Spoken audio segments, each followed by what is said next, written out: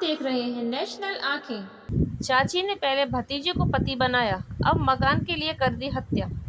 पति के मौत के बाद बेटा बहुओं को साथ लेकर भतीजे के साथ पत्नी बनकर रह रही थी हत्यारिन चाची। हत्यारिन चाची गीता अपने शादीशुदा बेटों और बहुओं के साथ लेकर रह रही थी। मरने से पहले मृतक राजीव सिंह ने मारपीट और जहर खिलाने की कही बात। वीडियो आया सामने। आरोपित महिला गीता अपने बेटा बहुओं के साथ हुई फरार। आरोप यह भी है कि आरोपित गीता के गांव में किसी अन्य से भी थे संबंध। परिजन का आरोप, पुलिस ने मृत्यु के बाद भी एफआईआर नहीं की दर्ज, न्याय की लगाई गुहार।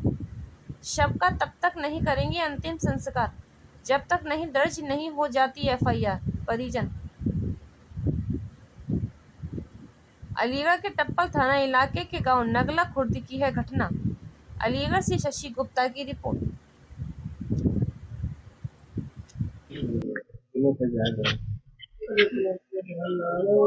और बताएं। मैम, नाम क्या आपका? मेरा नाम पूजा देवी है। कहाँ के रहने वाले? नागल खुर्द की। कौन सा थाना लगता है? टप्पल। क्या मामला है? मामला ये हुआ है, चाची और मेरे जेठ के बीच में प्रेम प्रसंग था कम से कम 35 साल से। अब उनके बीच मनमुटाव हो गया था। उनके बच्चे उनको तंग करने लगे थे। वो अपना घर खाली करवाना चाहते थे। जो चाची रहती थी उस घर में, वो मेरे जेठ का घर था। अब वो चाहते थे कि मैं अपने घर में अकेला रहूंगा, आप अपने घर में जाइए। वो घर खिलाना नहीं चाहते थे, उनसे मारपीट करते थे। कल वो घर में आए थे सामान लेके, तो उनके साथ मारपीट की है और जबरदस्ती से उन्हें जहर खिलाया है। चाची है, चाची की दोनों बहुएं हैं और बेटा है और 1-2 लोग और हैं। उनके साथ जबरदस्ती से जहर खिलाया है और बाहर पटक दिया है और ये बोला है कि ये नाटक कर रहा है। उन्होंने 112 पर कॉल किया है और 112 आई है तो उन्होंने अपना बयान भी दिया है। अब पुलिस वाले हमारी मदद नहीं कर रहे हैं। हमारी प्रशासन से यही इच्छा है कि वो हमारी मदद करें और दोषी को सजा दें और पीड़ित को न्याय मिलना चाहिए। अब ये बॉडी जो रख रखी है घर के सामने, कब तक रखी रहेगी? ये तब तक रहेगी तब तक उनको न्याय नहीं मिलेगा। तब तक उनको न्याय नहीं मिलेगा, तब तक ये बॉडी यहीं पर रहेगी। लोट भर गई रंडी खवाए के यहाँ। हमारी रिपोर्ट चढ़नी चाहिए।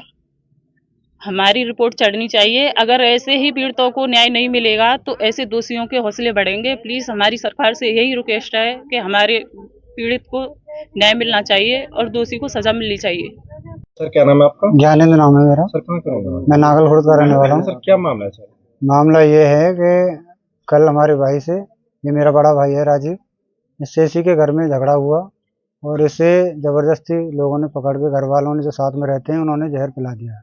कौन थे जो जहर देने वाले थे? क्या मामला था? एक हमारी चाची थी, एक उनका लड़का था, एक उनकी लड़के की पुत्रवधू और एक बड़े लड़के की पुत्रवधू थी और 2 अन्य लोग और भी थे। 1-2 लोग और भी थे।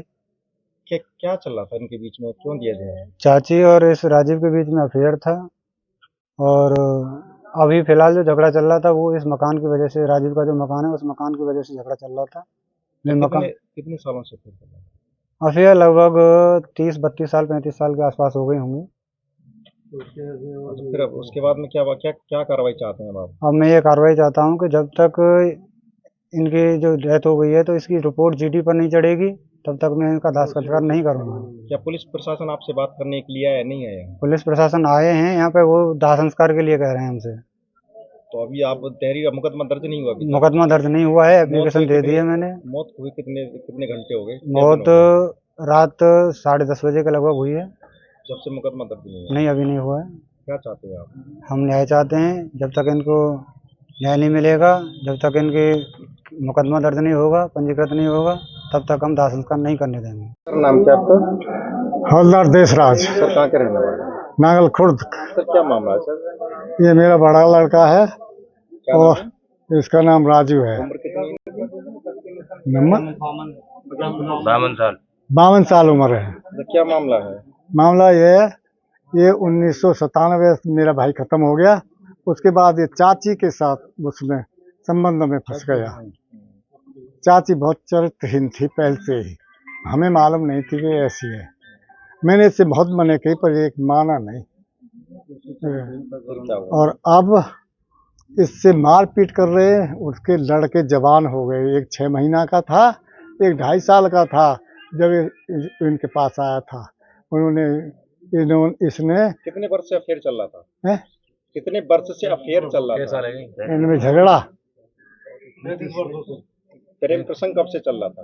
इनका प्रेम तो साहब यूँ समझ लीजिए 15-16-17 साल को ये जब इतने उसके कब्जे में है। 35 साल हुए। अब क्या हुआ है?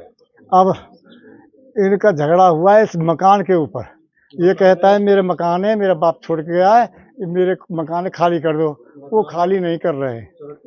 तो अब क्या हुआ, बात तो बताइए। अब क्या ये हुआ है, इससे मारपीट भई है और इसको चाय में जहर सल्फास की गोली खिलाकर घोल करके और इसको जबरदस्ती खिलाई के इसको मार के ताला लगा के भाग गए यहाँ से। फिर आप इसको कहाँ लेकर गए थे? फिर आप इस कहाँ पुलिस लेकर गए थे जब मूर्छित हालत हो गई थी? हम नहीं ले गए साहब, ये तो पुलिस ले गई है यहाँ से उठा के इनको। और हमें तो मालूम नहीं, हमें तो ये दरोगा जी जो हल्का इंचार्ज है ये आए इस टाइम पर हमारे पास। हमने उनका बड़ा सादर किया, आओ साहब बैठो, क्या सूचना है हमारे लिए।